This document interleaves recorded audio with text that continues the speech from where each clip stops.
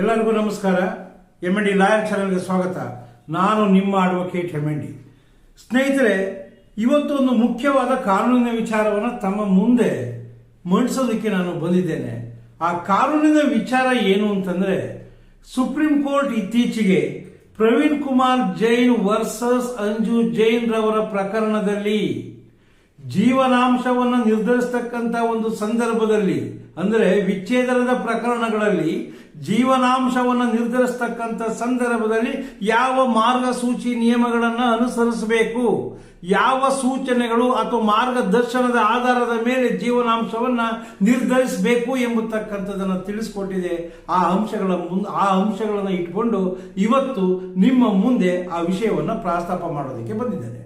ಸ್ನೇಹಿತರೆ, ಈ ವಿಚಾರವನ್ನ ಪ್ರಸ್ತಾಪ ಮಾಡೋದಕ್ಕಿಂತ ಪೂರ್ವದಲ್ಲಿ ಇದುವರೆಗೂ ನನ್ನ ವಿಡಿಯೋವನ್ನು ಯಾರಾದರೂ ಲೈಕ್ ಮಾಡಿಲ್ಲ ಅಂದ್ರೆ ಈ ವಿಡಿಯೋವನ್ನು ನೋಡಿದ ನಂತರವಾಗಿ ತಮಗೆ ನನ್ನ ವಿಡಿಯೋ ಇಚ್ಛೆ ಆದಂತ ಒಂದು ಸಂದರ್ಭದಲ್ಲಿ ನನ್ನ ಚಾನಲ್ ಆಗಿರ್ತಕ್ಕಂಥ ಎಂ.ಎನ್.ಡಿ ಲಾಯರ್ ಚಾನಲ್ಗೆ ನೀವು ಸಬ್ಸ್ಕ್ರೈಬ್ ಆಗಿ, ಹಾಗೆ ಲೈಕ್ ಮತ್ತೆ ಶೇರ್ ಮಾಡಿ ಅಂತ ಕೇಳ್ಕೊಳ್ತಾ ವಿಡಿಯೋವನ್ನು ಪ್ರಾರಂಭ ಮಾಡ್ತಾ ಇದ್ದೇನೆ.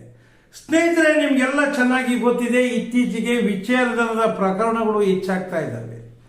ವಿಚ್ಛೇದನವನ್ನು ನ್ಯಾಯಾಲಯಗಳು ದಯಪಾಲಿಸತಕ್ಕಂತ ಒಂದು ಸಂದರ್ಭದಲ್ಲಿ ಜೀವನಾಂಶವನ್ನು ನಿರ್ಧರಿಸಬೇಕಾಗುತ್ತೆ. ಎಷ್ಟು ಜೀವನಾಂಶವನ್ನು ಕೊಡಬೇಕು, ಗಂಡ ಹೆಂಡತಿಗೆ ಎಷ್ಟು ಜೀವನಾಂಶವನ್ನು ಕೊಡಬೇಕಾಗುತ್ತೆ. ಅದೇ ರೀತಿಯಲ್ಲಿ ಕೆಲವು ವಿರಳವಾಗಿರತಕ್ಕಂಥ ಸಂದರ್ಭದಲ್ಲಿ ಹೆಂಡತಿಯೇ ಗಂಡನಿಗೆ ಜೀವನಾಂಶವನ್ನು ಕೊಡತಕ್ಕಂಥ ಸಂದರ್ಭಗಳು ಬಂದಿವೆ. ಸ್ನೇಹಿತರೆ, ಇದರ ಹಿನ್ನೆಲೆಯಲ್ಲಿ ಇತ್ತೀಚೆಗೆ ಸುಪ್ರೀಂ ಕೋರ್ಟ್ ಒಂದು ಪ್ರಕರಣ, ಈಗಾಗಲೇ ನಾನು ಹೇಳಿದ್ದೇನೆ, ಪ್ರವೀಣ್ ಕುಮಾರ್ ಜೈನ್ ವರ್ಸಸ್ ಅಂಜು ಜೈನ್ ಅವರ ಪ್ರಕರಣದಲ್ಲಿ ಕೆಲವು ಮಾರ್ಗದರ್ಶನಗಳನ್ನು ನ್ಯಾಯಾಲಯಗಳಿಗೆ ನೀಡಿದೆ, ಕೆಳ ನ್ಯಾಯಾಲಯಗಳಿಗೆ ನೀಡಿರತಕ್ಕಂಥದ್ದು. ಏನು ಮಾರ್ಗದರ್ಶನ ಸೂತ್ರಗಳನ್ನು ನೀಡಿರತಕ್ಕಂಥದ್ದು ಅಂದ್ರೆ, ಮೊದಲನೇದಾಗಿ ನೋಡೋಣ, ಗಂಡ ಮತ್ತೆ ಹೆಂಡತಿಯ ಸಾಮಾಜಿಕ ಹಾಗೂ ಆರ್ಥಿಕ ಸ್ಥಾನಮಾನ. ಇದು ಮೊದಲನೆಯ ಗೈಡ್ಲೈನ್. ಸ್ನೇಹಿತರೆ, ಅರ್ಥ ಮಾಡ್ಕೊಳ್ಳಿ, ಜೀವನಾಂಶವನ್ನು ನಿರ್ಧರಿಸಬೇಕಾದ್ರೆ ಮೊದಲು ಇದು ನಿರ್ಧಾರ ಆಗಬೇಕು. ಗಂಡ ಮತ್ತೆ ಹೆಂಡತಿಯ ಆರ್ಥಿಕ ಮತ್ತೆ ಸಾಮಾಜಿಕ ಸ್ಥಾನಮಾನ ಹೇಗಿದೆ ಸಮಾಜದಲ್ಲಿ. ಸ್ನೇಹಿತರೆ, ನಿಮಗೆ ಚೆನ್ನಾಗಿ ಗೊತ್ತು, ಸಾಮಾಜಿಕ ಸ್ಥಾನಮಾನ ಅಂತಂದ್ರೆ ಗಂಡ ಮತ್ತೆ ಹೆಂಡತಿ ಹೊಂದಿರತಕ್ಕಂಥ ಘನತೆ ಮತ್ತೆ ಗೌರವಗಳು, ಎಷ್ಟು ಘನತೆ ಮತ್ತು ಗಾಂಭೀರ್ಯದಿಂದ ಜೀವನವನ್ನು ನಡೆಸ್ತಾ ಇದ್ದಾರೆ, ಯಾವ ರೀತಿಯ ಘನತೆಯನ್ನು ಸಮಾಜದಲ್ಲಿ ಹೊಂದಿದ್ದಾರೆ, ಅದೇ ರೀತಿಯಲ್ಲಿ ಯಾವ ರೀತಿಯಾದ ಗೌರವವನ್ನು ಸಮಾಜದಿಂದ ಪಡಿತಾ ಇದ್ದಾರೆ ಎಂಬತಕ್ಕಂಥದ್ದು. ಅದೇ ರೀತಿಯಲ್ಲಿ ಅವರ ಆರ್ಥಿಕ ಪರಿಸ್ಥಿತಿ, ಗಂಡ ಹೆಂಡತಿಯರ ಆರ್ಥಿಕ ಪರಿಸ್ಥಿತಿ ಅಂದ್ರೆ ಅವರು ನಿತ್ಯ ಬಳಸ್ತಾ ಇರ್ತಕ್ಕಂಥ ವಸ್ತುಗಳ ಗುಣಮಟ್ಟ, ಪಡಿತಾ ಇರ್ತಕ್ಕಂಥ ಆದಾಯ ಹಾಗೂ ಖರ್ಚು. ಸ್ನೇಹಿತರೆ, ಇಷ್ಟು ಅಂಶಗಳನ್ನು ಮೊದಲನೇ ಅಂಶದಲ್ಲಿ ನಾವು ತಿಳ್ಕೊಳ್ಬೇಕಾಗತ್ತೆ. ನೋಡಿ, ಒಬ್ಬ ಗಂಡ ಅತಿ ಘನತೆಯನ್ನು ಸಮಾಜದಲ್ಲಿ ಹೊಂದಿದ್ದಾನೆ ಅಂದ್ರೆ, ಅತಿ ಗೌರವವನ್ನು ಹೊಂದಿದ್ದಾನೆ ಅಂದ್ರೆ, ಅತಿ ಹೆಚ್ಚು ಆದಾಯವನ್ನು ಹೊಂದಿದ್ದಾನೆ ಅಂತಂದ್ರೆ, ಅತಿ ಹೆಚ್ಚು ಅಂತಸ್ತನ್ನ, ಅದೇ ರೀತಿಯಲ್ಲಿ ಆಸ್ತಿ ಪಾಸ್ತಿಗಳನ್ನು ಹೊಂದಿದ್ದಾನೆ ಅಂತಂದ್ರೆ, ಅವನು ಹೆಂಡತಿಗೆ ಕೊಡಬೇಕಾಗಿರ್ತಕ್ಕಂಥ ಜೀವನಾಂಶ ಹೆಚ್ಚಾಗಿರುತ್ತೆ. ಒಂದು ಪಕ್ಷ ಆ ವ್ಯಕ್ತಿ ಕಡಿಮೆ ಸ್ಥಾನಮಾನವನ್ನು ಹೊಂದಿದ್ದಂತ ಒಂದು ಸಂದರ್ಭದಲ್ಲಿ, ಘನತೆಯನ್ನು ಹೊಂದಿದ್ದಂತ ಒಂದು ಸಂದರ್ಭದಲ್ಲಿ, ಸಮಾಜದಲ್ಲಿ ಸಾಮಾನ್ಯ ವ್ಯಕ್ತಿಯಂತೆ ಜೀವಿಸ್ತಾ ಇದ್ದಂತ ಒಂದು ಸಂದರ್ಭದಲ್ಲಿ ಒಂದು ರೀತಿಯಾಗಿರ್ತಕ್ಕಂಥ ಜೀವನಾಂಶವನ್ನು ಹೆಂಡತಿಗೆ ಕೊಡಬೇಕಾಗುತ್ತೆ. ಅಂದ ಮೇಲೆ ಮೊದಲನೆಯದಾಗಿ ನಾವು ತಿಳ್ಕೊಳ್ಬೇಕಾಗಿರ್ತಕ್ಕಂಥ ವಿಚಾರ, ಜೀವನಾಂಶವನ್ನು ನಿರ್ಧರಿಸಬೇಕಾದ್ರೆ ಕೋರ್ಟ್ಗಳು ಪ್ರಥಮವಾಗಿ ಪರಿಗಣಿಸ್ತಕ್ಕಂಥದ್ದೇ ಗಂಡ ಮತ್ತೆ ಹೆಂಡತಿಯ ಸಾಮಾಜಿಕ ಮತ್ತು ಆರ್ಥಿಕ ಸ್ಥಾನಮಾನ. ಗಂಡನ ಸ್ಥಾನಮಾನ ಹೆಚ್ಚಾದಂತೆ ಹೆಂಡತಿ ಪಡಿತಕ್ಕಂಥ ಜೀವನಾಂಶ ಹೆಚ್ಚಾಗ್ತಾ ಹೋಗುತ್ತೆ. ಗಂಡನ ಸ್ಥಾನಮಾನ, ಘನತೆ, ಆದಾಯ, ಅಂತಸ್ತು ಕಡಿಮೆ ಇದ್ದಷ್ಟು ಕಡಿಮೆ ಆಗ್ತಾ ಹೋಗ್ತದೆ ಎಂಬತಕ್ಕಂಥದ್ದು. ಸ್ನೇಹಿತರೆ, ಎರಡನೆಯ ಒಂದು ಅಂಶಕ್ಕೆ ಬರೋಣ. ಸುಪ್ರೀಂ ಕೋರ್ಟ್ನ ಗೈಡ್ಲೈನ್ಸ್ ನ ಪ್ರಕಾರವಾಗಿ ಎರಡನೇ ಅಂಶ, ಹೆಂಡತಿ ಮತ್ತು ಮಕ್ಕಳುಗಳ ಅತಿ ಅವಶ್ಯಕ ಅಂಶಗಳು, ಬೇಸಿಕ್ ನೀಡ್ಸ್ ಏನಿದೆ. ಹೆಂಡತಿಗೆ ಬೇಸಿಕ್ ನೀಡ್ಸ್ ಹೆಂಗಿದೆ? ಹೆಂಡತಿ ಸಮಾಜದಲ್ಲಿ ಬದುಕಬೇಕು ಅಂತಂದ್ರೆ ಮೂಲಭೂತ ಅವಶ್ಯಕತೆಗಳು ಬೇಕು. ಮಕ್ಕಳೊಂದಿಗೆ ಬದುಕಬೇಕಾದ್ರೆ ಅವಳಿಗೆ ಬಟ್ಟೆ ಬೇಕು, ಊಟ ಬೇಕು, ವಸತಿ ಬೇಕು, ವೈದ್ಯಕೀಯ ಸೌಲಭ್ಯಗಳು ಬೇಕು, ಮಕ್ಕಳನ್ನ ಸ್ಕೂಲಲ್ಲಿ ಓದಿಸ್ಬೇಕು. ಇವಳಿಗೆಲ್ಲ ಎಷ್ಟು ಖರ್ಚಾಗುತ್ತೆ, ಒಂದು ತಿಂಗಳಿಗೆ ಎಷ್ಟು ಖರ್ಚಾಗುತ್ತೆ, ವರ್ಷಕ್ಕೆ ಎಷ್ಟು ಖರ್ಚಾಗುತ್ತೆ ಎಂಬತಕ್ಕಂಥದ್ದನ್ನು ನ್ಯಾಯಾಲಯಗಳು ಗಮನಿಸ್ತಾವೆ ಜೀವನಾಂಶವನ್ನು ನಿರ್ಧರಿಸತಕ್ಕಂಥ ಒಂದು ಸಂದರ್ಭದಲ್ಲಿ. ಸ್ನೇಹಿತರಿಗೆ ಗೊತ್ತಾಗಿರಬೇಕು, ಎರಡನೇ ಅಂಶದ ಬಗ್ಗೆ ಹೇಳಿದ್ದೇನೆ. ಮೂಲಭೂತ ಅವಶ್ಯಕತೆಗಳನ್ನು ಪೂರೈಸಿಕೊಳ್ಳುವುದಕ್ಕೆ ಸಾಕಾಗುವಷ್ಟು ಜೀವನಾಂಶವನ್ನು ನಿರ್ಧರಿಸಬೇಕು. ಸ್ನೇಹಿತರೆ, ಎರಡನೇ ಅಂಶ. ಈಗ ಮೂರನೇ ಅಂಶಕ್ಕೆ ಬರೋಣ, ಹೆಂಡತಿಯ ಆದಾಯ ಮತ್ತು ಆಸ್ತಿ. ಹೆಂಡತಿ ಯಾವ ರೀತಿಯಾದ ಆದಾಯವನ್ನು ಹೊಂದಿದ್ದಾಳೆ, ಅವಳಿಗೆ ಇರ್ತಕ್ಕಂಥ ಆದಾಯದ ಮೂಲಗಳು ಯಾವುದು? ಏನಾದರೂ ಸರ್ಕಾರಿ ನೌಕರರಾಗಿದ್ದಾಳ, ಖಾಸಗಿ ಕಂಪನಿಯಲ್ಲಿ ದುಡಿತಾ ಇದ್ದಾಳ, ಅವಳ ಒಂದು ಆಸ್ತಿಗಳು ಎಷ್ಟು, ಅವಳಿಗೆ ಪಿತ್ರಾರ್ಜಿತವಾಗಿ ಬಂದಿರತಕ್ಕಂಥ ಆಸ್ತಿಗಳೆಷ್ಟು, ಅವಳ ಸ್ವಯಾರ್ಜಿತವಾದ ಆಸ್ತಿಗಳೆಷ್ಟು, ಇವೆಲ್ಲವನ್ನೂ ಜೀವನಾಂಶವನ್ನು ನಿರ್ಧರಿಸುವಾಗ ಪರಿಗಣಿಸಲಾಗುತ್ತದೆ. ಸ್ನೇಹಿತರೆ, ಒಂದು ಅರ್ಥ ಮಾಡ್ಕೊಳ್ಳಿ, ಹೆಂಡತಿ ಹೆಚ್ಚು ಆದಾಯವನ್ನು ಪಡಿತಾ ಇದ್ರೆ, ಅವಳು ಪಿತ್ರಾರ್ಜಿತ ಹಾಗೂ ಸ್ವಯಾರ್ಜಿತ ಆಸ್ತಿಗಳನ್ನು ಹೊಂದಿದ್ರೆ, ಸರ್ಕಾರಿ ನೌಕರಿಯನ್ನ ಮಾಡಿ ನಿಗದಿತವಾದ ಆದಾಯವನ್ನು ಪಡಿತಾ ಇದ್ರೆ, ಅವಳು ಜೀವನಾಂಶವನ್ನು ಪಡೆಯತಕ್ಕಂತಹ ಒಂದು ಅಮೌಂಟ್ ಏನಿದೆ ಕಡಿಮೆ ಆಗ್ತಾ ಹೋಗುತ್ತೆ. ಕೆಲವು ಸಂದರ್ಭಗಳಲ್ಲಿ ಅತಿ ಹೆಚ್ಚು ಉನ್ನತವಾಗಿರ್ತಕ್ಕಂಥ ಸ್ಥಾನಮಾನವನ್ನು ಹೊಂದಿದ್ರೆ, ಅತಿ ಉನ್ನತವಾದ ಹುದ್ದೆಯಲ್ಲಿ ಇದ್ರೆ, ಅತಿ ಹೆಚ್ಚು ಆಸ್ತಿಗಳನ್ನು ಹೊಂದಿದ್ರೆ ಜೀವನಾಂಶದ ನಿರಾಕರಣೆ ಆಗಬಹುದು. ಎಲ್ಲಿಂದ? ನ್ಯಾಯಾಲಯದಿಂದ. ಗಂಡ ಹೆಂಡತಿಗೆ ಕೊಡಬೇಕಾಗಿರ್ತಕ್ಕಂಥ ಜೀವನಾಂಶವನ್ನೇ ಕೊಡೋದಕ್ಕೆ ಸಾಧ್ಯ ಇಲ್ಲ ಎಂಬತಕ್ಕಂಥದ್ದಾಗಿ ನ್ಯಾಯಾಲಯಗಳು ನಿರ್ಧಾರವನ್ನು ಮಾಡಬಹುದು. ನೋಡಿ, ಇದೂ ಸಹ ಒಂದು ಪ್ರಮುಖವಾದ ಅಂಶ. ಮದುವೆ ಆಗಿದೆ ಅಂತ ತಕ್ಷಣವಾಗಿ ಗಂಡನೇ ಎಲ್ಲದನ್ನು ಕೊಡಬೇಕು ಅಂತಿಲ್ಲ, ಜೀವನಾಂಶ ಕೊಡಬೇಕು ಅಂತಿಲ್ಲ. ಕೆಲವು ಸಂದರ್ಭಗಳಲ್ಲಿ ಹೆಂಡತಿ ಅತಿ ಉನ್ನತವಾದ ಸ್ಥಾನಮಾನ, ಹುದ್ದೆಯನ್ನ, ಆಸ್ತಿಯನ್ನು ಹೊಂದಿದ್ದಂತ ಸಂದರ್ಭದಲ್ಲಿ ಜೀವನಾಂಶದಿಂದ ವಂಚಿತರಾಗ್ತಕ್ಕಂಥ ಸಾಧ್ಯತೆಗಳಿದ್ದಾವೆ. ಸ್ನೇಹಿತರೆ, ಇದು ಮೂರನೇ ಅಂಶ, ಜೀವನಾಂಶವನ್ನು ನಿರ್ಧರಿಸತಕ್ಕಂಥ ಒಂದು ಸಂದರ್ಭದಲ್ಲಿ. ಸ್ನೇಹಿತರಿಗೆ ನಾಲ್ಕನೇ ಅಂಶಕ್ಕೆ ಬರ್ತಕ್ಕಂಥದ್ದಾದ್ರೆ ಏನು ಅಂತಂದ್ರೆ, ಗಂಡನ ಮನೆಯಲ್ಲಿ ಹೆಂಡತಿಯ ಜೀವನ ಮಟ್ಟ ಹೇಗಿದೆ. ಗಂಡನ ಮನೆಯಲ್ಲಿ ಹೆಂಡತಿಯ ಜೀವನ ಮಟ್ಟ, ಗಂಡನ ಮನೆಯಲ್ಲಿ ಇದ್ದಾಳೆ, ಮದುವೆ ಆದ ಮೇಲೆ ಗಂಡನ ಮನೆಯಲ್ಲಿ ವಾಸ್ತವ್ಯವನ್ನು ಹೂಡಿದ್ದಾಳೆ, ಗಂಡನ ಮನೆಯಲ್ಲಿ ಅವಳ ಒಂದು ಸ್ಥಿತಿ ಹೇಗಿದೆ, ಜೀವನ ಮಟ್ಟ ಹೇಗಿದೆ, ಯಾವ ಯಾವ ವಸ್ತುಗಳನ್ನ ಗಂಡನ ಮನೆಯಲ್ಲಿ ಅವಳು ಬಳಸ್ತಾ ಇದ್ದಾಳೆ, ಕಾರನ್ನ ಬಳಸ್ತಾ ಇದ್ದಾಳ, ಬೈಕನ್ನ ಬಳಸ್ತಾ ಇದ್ದಾಳ, ಅಥವಾ ಅವಳು ಬಳಸ್ತಕ್ಕಂಥ ವಸ್ತುಗಳು ಯಾವುದು, ಏರ್ ಕಂಡೀಷನ್ ಮಿಷಿನ್ ಮನೆಯಲ್ಲಿ ಇದೆಯಾ, ಅಂತಹ ಒಂದು ವೈಭವಿತವಾದ ಜೀವನವನ್ನು ನಡೆಸ್ತಾ ಇದ್ದಾಳ, ಅಥವಾ ಗಂಡನ ಸ್ಥಾನಮಾನಕ್ಕನುಗುಣವಾಗಿ ಕೆಳಮಟ್ಟದ ಜೀವನವನ್ನು ನಡೆಸ್ತಾ ಇದ್ದಾಳ. ಗಂಡನ ಮನೆಯಲ್ಲಿ ಯಾವ ರೀತಿಯಾದ ಜೀವನ ಮಟ್ಟವನ್ನು ನಡೆಸ್ತಾ ಇದ್ದಾಳೋ ಅದೇ ರೀತಿಯ ಜೀವನ ಮಟ್ಟವನ್ನು ನಡೆಸೋದಿಕ್ಕೆ ಬೇಕಾಗಿರ್ತಕ್ಕಂಥ ಜೀವನಾಂಶವನ್ನು ಕೊಡಬೇಕು ಗಂಡ. ಈ ಹಿನ್ನೆಲೆಯಲ್ಲಿ ನಾವು ತಿಳ್ಕೊಳ್ಬೇಕಾಗಿರ್ತಕ್ಕಂಥ ಅಂಶ ಏನಪ್ಪಾ ಅಂದ್ರೆ, ಗಂಡನ ಮನೆಯಲ್ಲಿ ಯಾವ ರೀತಿಯಾದ ಜೀವನವನ್ನು ನಡೆಸ್ತಾ ಇದ್ದಾಳೋ ಅದೇ ರೀತಿಯಾದ ಜೀವನವನ್ನು ನಡೆಸೋದಿಕ್ಕೆ ಬೇಕಾಗಿರುವಷ್ಟು ಹಣವನ್ನ, ಜೀವನಾಂಶವನ್ನ ಗಂಡ ಕೊಡಬೇಕಾಗುತ್ತೆ. ಇದು ಒಂದು ಅಂಶವನ್ನ ಪರಿಗಣಿಸಬೇಕು. ಅದೇ ರೀತಿಯಲ್ಲಿ ಸ್ನೇಹಿತರೆ, ಇನ್ನೊಂದು ಮುಖ್ಯವಾಗಿರ್ತಕ್ಕಂಥ ಅಂಶ ಗಂಡ ಮತ್ತೆ ಹೆಂಡಿರ. ಇದು ನಾನು ಬರ್ತಕ್ಕಂಥದ್ದು ಈಗ 5ನೇ ಅಂಶಕ್ಕೆ ಬಂದಿದ್ದೇನೆ. ಗಂಡ ಮತ್ತೆ ಹೆಂಡಿರ ವಿದ್ಯಾಭ್ಯಾಸ ಹಾಗೂ ಉದ್ಯೋಗದ ಸ್ಥಿತಿಗತಿ.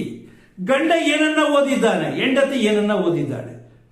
ಗಂಡ ಏನಾದ್ರು ಸಹ ಅಂಡರ್ ಗ್ರಾಜ್ಯುಯೇಟ್ ಆಗಿದ್ದಾನ, ಇವಳೇನಾದ್ರು ಸಹ ಪೋಸ್ಟ್ ಗ್ರಾಜ್ಯುಯೇಷನ್ ಮಾಡಿದ್ದಾಳ, ಅವರ ವಿದ್ಯಾಭ್ಯಾಸ ಏನು, ಇವಳು BA ಓದಿದ್ದಾಳ. ಗಂಡ ಯಾವ್ದಾದ್ರು ಸಹ ಇಂಜಿನಿಯರಿಂಗ್ ಅನ್ನ ಮಾಡಿದ್ದಾನೆ, ಮೆಡಿಕಲ್ ಮಾಡಿದ್ದಾನೆ, ಏನ್ ಮಾಡಿದ್ದಾನೆ, ಯಾವುದನ್ನ ಓದಿದ್ದಾನೆ ಎಂಬತಕ್ಕಂಥದ್ದು ಮುಖ್ಯ. ಯಾವ ಒಂದು ಉದ್ಯೋಗವನ್ನ ಅರಸ್ತಕ್ಕಂತಹ ಕೆಲವು ಏನು ವಿದ್ಯಾಭ್ಯಾಸವನ್ನು ಮಾಡಿದಂತ ಒಂದು ಸಂದರ್ಭದಲ್ಲಿ, ಅಂದ್ರೆ ಸಾಮಾನ್ಯವಾಗಿ ಈ ಒಂದು ಇಂಜಿನಿಯರಿಂಗ್ ಅನ್ನ ಮಾಡಿರ್ಬೋದು, ಡಿಪ್ಲೊಮಾ ಮಾಡಿರ್ಬೋದು, ಇಂತಹ ಉದ್ಯೋಗವನ್ನು ಅರಸ್ತಕ್ಕಂತಹ ಒಂದು ವಿದ್ಯಾಭ್ಯಾಸವನ್ನು ಮಾಡಿದಂತಹ ಒಂದು ಸಂದರ್ಭದಲ್ಲಿ ಅವರು ಕೊಡಬೇಕಾಗಿರ್ತಕ್ಕಂತಹ ಒಂದು ಜೀವನಾಂಶ ಏನಾಗುತ್ತೆ. ಹೆಂಡತಿ ಒಳ್ಳೆ ವಿದ್ಯಾಭ್ಯಾಸವನ್ನು ಮಾಡಿದರೆ, ಗಂಡ ವಿದ್ಯಾಭ್ಯಾಸದಿಂದ ವಂಚಿತನಾಗಿದ್ದಾನೆ.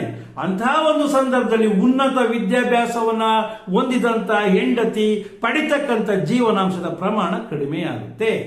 ಸ್ನೇಹಿತರೆ, ಅದೇ ರೀತಿಯಲ್ಲಿ ಉದ್ಯೋಗ, ಗಂಡ ಯಾವ ಉದ್ಯೋಗವನ್ನು ಮಾಡ್ತಾ ಇದ್ದಾರೆ, ಹೆಂಡತಿ ಯಾವ ಉದ್ಯೋಗವನ್ನು ಮಾಡ್ತಾ ಇದ್ದಾರೆ.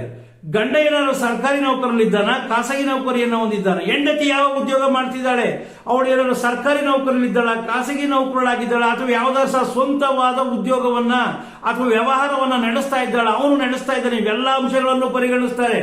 ಯಾಕಂದ್ರೆ ಉದ್ಯೋಗದ ಆಧಾರದ ಮೇಲೆ ಜೀವನಾಂಶ ನಿರ್ಧಾರ ಆಗ್ತಕ್ಕಂಥದ್ರಲ್ಲಿ ಇದು ಬಹಳ ಪ್ರಮುಖವಾಗಿರ್ತಕ್ಕಂಥ ಅಂಶ. ಹೆಂಡತಿ ಉನ್ನತವಾದ ಹುದ್ದೆನಲ್ಲಿ ಇದ್ದು ಗಂಡ ಒಂದು ಕೀಳು ದರ್ಜೆಯ ನೌಕರಿನಲ್ಲಿ ಇದ್ದಂತ ಒಂದು ಸಂದರ್ಭದಲ್ಲಿ ಜೀವನಾಂಶದಿಂದ ವಂಚಿತಳಾಗಬೇಕಾಗುತ್ತೆ ಹೆಂಡತಿ. ಈ ಅಂಶವನ್ನು ತಾವು ಪರಿಗಣಿಸಬೇಕು ಎಂಬುದಾಗಿ ಒಂದು ಸರ್ವೋಚ್ಚ ನ್ಯಾಯಾಲಯ ಈ ಒಂದು ಕೆಳ ನ್ಯಾಯಾಲಯಗಳಿಗೆ ಮಾರ್ಗದರ್ಶಿ ಸೂತ್ರಗಳನ್ನು ಕೊಟ್ಟಿರ್ತಕ್ಕಂಥದ್ದು. ಅಂದ್ರೆ ಈ ಮೇಲೆ ಗೊತ್ತಾಯ್ತು, ಗಂಡ ಮತ್ತು ಹೆಂಡತಿಯ ವಿದ್ಯಾಭ್ಯಾಸ ಹಾಗೂ ಉದ್ಯೋಗದ ಸ್ಥಿತಿಗತಿಯ ಆಧಾರದ ಮೇಲೆ ಜೀವನಾಂಶ ನಿರ್ಧಾರ ಆಗುತ್ತೆ. ಸ್ನೇಹಿತರಿಗೆ 6ನೇ ಅಂಶಕ್ಕೆ ಬರೋಣ. ಕುಟುಂಬದ ಜವಾಬ್ದಾರಿ ನಿರ್ವಹಣೆಗಾಗಿ ಹೆಂಡತಿ ಮಾಡಿರ್ತಕ್ಕಂಥ ಉದ್ಯೋಗದ ತ್ಯಾಗ. ಏನು ತ್ಯಾಗವನ್ನು ಮಾಡಿದ್ದಾಳೆ? ಮದುವೆ ಆದ ಮೇಲೆ ಗಂಡ ಮತ್ತೆ ಮಕ್ಕಳನ್ನ ಸಾಕ್ತಕ್ಕಂಥ ಜವಾಬ್ದಾರಿಯನ್ನ ಹೆಂಡತಿ ವಹಿಸಿಕೊಂಡಿದ್ದಾಳೆ. ಗಂಡ ಮತ್ತೆ ಮಕ್ಕಳ ನಿರ್ವಹಣೆಗಾಗಿ, ಅವರ ಒಂದು ಆರೈಕೆಗಾಗಿ ಹೆಂಡತಿ ತಾನು ಹೊಂದಿದ್ದಂತಹ, ಅಂದರೆ ಮದುವೆಗಿಂತ ಮೊದಲು ತಾನು ಹೊಂದಿದ್ದಂತಹ ಉದ್ಯೋಗವನ್ನು ತ್ಯಾಗ ಮಾಡಿದ್ದಾಳೆ. ಅವಳು ಮೊದಲು ಉದ್ಯೋಗದಲ್ಲಿದ್ದಂತಹ ಸಂದರ್ಭದಲ್ಲಿ, ಮದುವೆಗಿಂತ ಮೊದಲು 1 ತಿಂಗಳಿಗೆ 20,000 ರೂಪಾಯಿ ಸಂಬಳವನ್ನು ಪಡಿತಾ ಇದ್ಲು. ಮದುವೆ ಆದ ನಂತರವಾಗಿ ಮಕ್ಕಳ ಮತ್ತೆ ಗಂಡನ ಆರೈಕೆಗಾಗಿ ಆ ಉದ್ಯೋಗವನ್ನು ತ್ಯಾಗ ಮಾಡಿದ್ದಾಳೆ. ಆ ತ್ಯಾಗಕ್ಕೆ ಪ್ರತಿಫಲವಾಗಿ ಜೀವನಾಂಶವನ್ನು ಕೊಡಬೇಕಾಗುತ್ತೆ. ಎಷ್ಟು ಮೊತ್ತದ ಉದ್ಯೋಗವನ್ನು ತ್ಯಾಗ ಮಾಡಿ ಗಂಡನ ಒಂದು ಆರೈಕೆ ಮತ್ತೆ ಮಕ್ಕಳ ಆರೈಕೆಗೆ ಅವಳು ನಿಂತಿದ್ದಾಳೋ, ಈಗ ವಿಚ್ಛೇದನದ ಪ್ರಕರಣಕ್ಕೆ ದಾಖಲಾಗಿದೆಯೋ, ವಿಚ್ಛೇದನವನ್ನು ಕೊಡ್ತಕ್ಕಂಥ ಸಂದರ್ಭದಲ್ಲಿ, ಜೀವನಾಂಶವನ್ನು ನಿರ್ಧರಿಸತಕ್ಕಂಥ ಸಂದರ್ಭದಲ್ಲಿ ಅವಳ ತ್ಯಾಗವನ್ನು ಪರಿಗಣನೆ ಮಾಡಬೇಕು. ಎಂತಹ ಉದ್ಯೋಗವನ್ನು ತ್ಯಾಗ ಮಾಡಿದ್ದಾಳೆ, ಆ ಉದ್ಯೋಗಕ್ಕೆ ಸರಿಸಮನಾಗಿರ್ತಕ್ಕಂಥ ಜೀವನಾಂಶವನ್ನು ಗಂಡ ಕೊಡಬೇಕಾಗುತ್ತೆ. ಸ್ನೇಹಿತರೆ, ಈ ಒಂದು ಅಂಶವನ್ನು ಸಹ ಪರಿಗಣಿಸಬೇಕು. ಅದೇ ರೀತಿಯಲ್ಲಿ 7ನೇ ಅಂಶಕ್ಕೆ ಬರೋದಾದ್ರೆ, ಕಾನೂನು ವ್ಯವಹಾರಗಳ ಖರ್ಚು. ಕಾನೂನು ವ್ಯವಹಾರಗಳನ್ನ ನಡೆಸೋದಿಕ್ಕೆ ಬೇಕಾಗಿರ್ತಕ್ಕಂತಹ ಒಂದು ಖರ್ಚನ್ನ ತೂಗಿಸುವಷ್ಟು ಜೀವನಾಂಶ ಇರಬೇಕು. ಅಂದ್ರೆ ನಿಮಗೆ ಈಗ ಅರ್ಥ ಆಗ್ತಾ ಇರಬೇಕು, ಕಾನೂನು ವ್ಯವಹಾರಗಳನ್ನ ನಡೆಸೋದು ಅಂದ್ರೇನು?